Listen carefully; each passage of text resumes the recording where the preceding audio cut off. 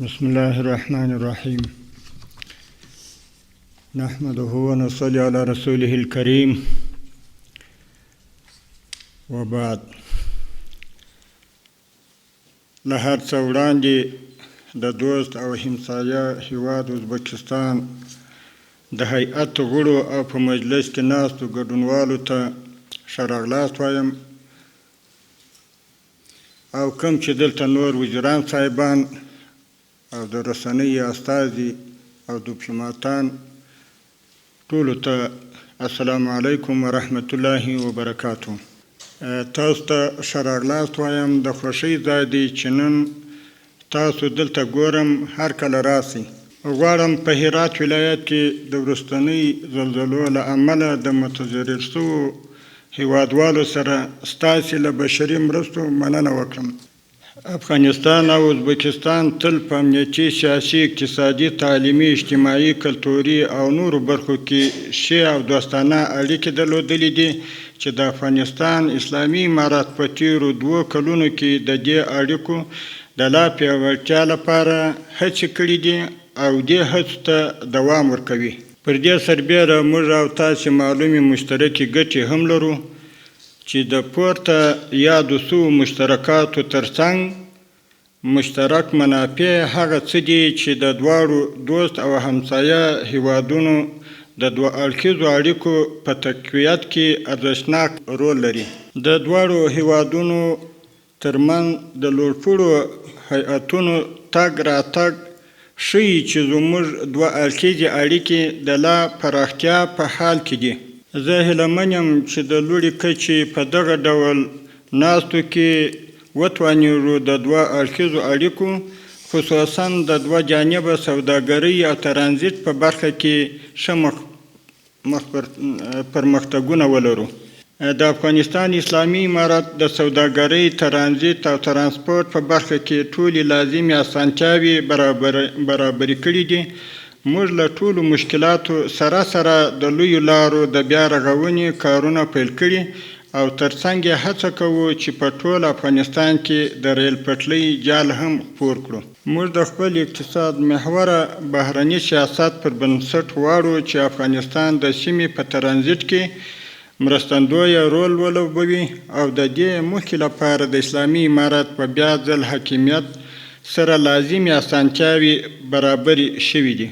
تېره میاشت چې ستاسې تخنیکي پلاوی کابل ته تشریف راوړی و، زموږ له هیئت سره یې ښه ګټور مجلسونه درلودل. هیله من یو چې د هغو مجلسونو په تعقیب په بحث شوو برخو کې پرمختګونه رامنځته شي. همدارنګه د 6 اړخیزو دهلیز چې له بیلاروس څخه شروع کیږي، بیا روسیې، قزاقستان، ازبکستان، افغانستان او پاکستان سره وصلوي. د افغانستان طرف هیله من دی چې دغه مذاکرات یوې پایلې ته ورسیږي او زموږ او ستاسې مشترکه منطقه د یوه نوي دهلیز له لارې وصل شي او دا به د سوداګریزو مالونو د انتقال په برخه کې ګڼې اسانتیاوې رامنځته کړي. افغانستان د جنوبي او مرکزي اسیا هیوادونو ترمنځ د پله حیثیت لري.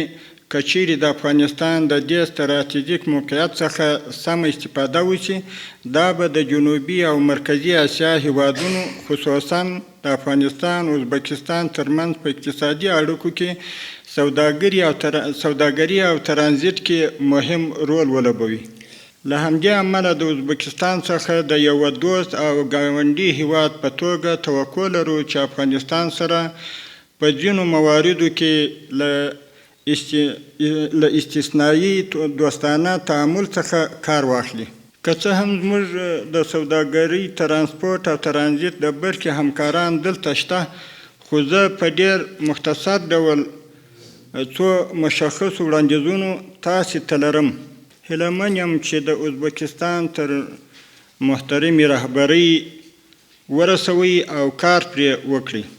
اول، تاسې پوهیږئ چې افغانستان د منځني اسیا هیوادونو سره د خپل تجارت لپاره د ازبکستان له مسیر څخه ډیره استفاده کوي. په دې مسیر کې د افغانستان پر محملو باندې ترانزیتي فیس د نورو مسیرونو په مقایسه متاسفانه لوړ دی. مثلا پر پی ټن غنمو 10 امریکایي ډالره او پی ټن غوړیو 80 امریکایي ډالره دي. په داسې حال کې چې افغانستان د ازبکستان په ترانزیتي مالونو هیڅ ډول ترانزیتي فیس نه دی وضع کړی. تاسو پوهیږئ چې د افغانستان خلک له فقر سره مخ دي او د خوړو ډیره برخه یې غنم تشکیلوي. امید لرو چې د افغانستان پر محمولو باندې د ترانزیتي فیس په اړه بیا ځل تجدید نظر وشي.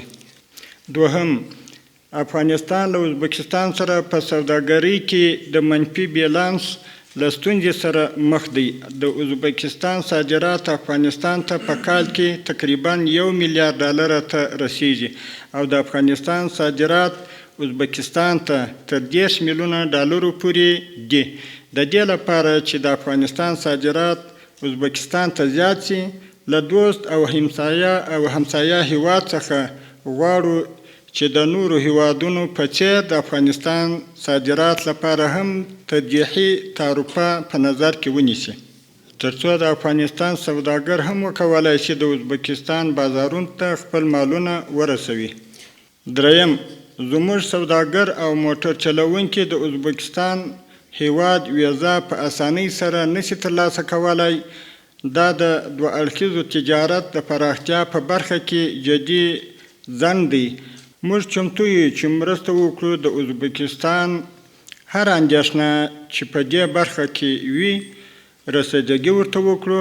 د ازبکستان د اطمینان لپاره کولی شو د سوداګرو او موټر چلوونکو لیستونه د بهرنیو چارو وزارت لخوا په رسمي بڼه ستاسو له بهرنیو چارو وزارت سره شریک شي.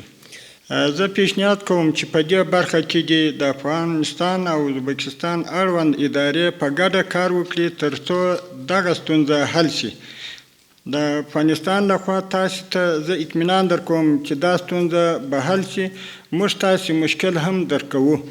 څلورم، زما وروستی وړاندیز دا دی چې زموږ د سوداګرۍ او صنعت وزیر په مشرۍ د خصوصي سکتور یو پلاوی 3 میاشتې مخکې قزاقستان ته سفر درلود او هلته یې د افغاني تولیداتو یو کامیاب نندارتون ترسره کړ. موږ غواړو دغه کامیابه تجربه په تاشکند کې هم ولرو او هلته هم د افغاني تولیداتو نندارتونونه جوړ شي. هیله یم چې ستاسې له راتګ سره او زموږ او ستاسې د همکارانو ترمنځ د نن ورځې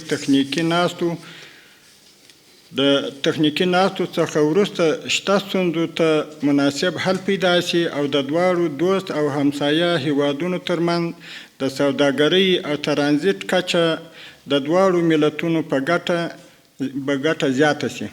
په اخر کې بیا هم ښه راغلاست وایم او هر کله راسئ او زموږ سلامونه خپل رئیس جمهور او د ریاست الوزرا محترم وزیر صاحب ته زموږ د خوا ورسوئ.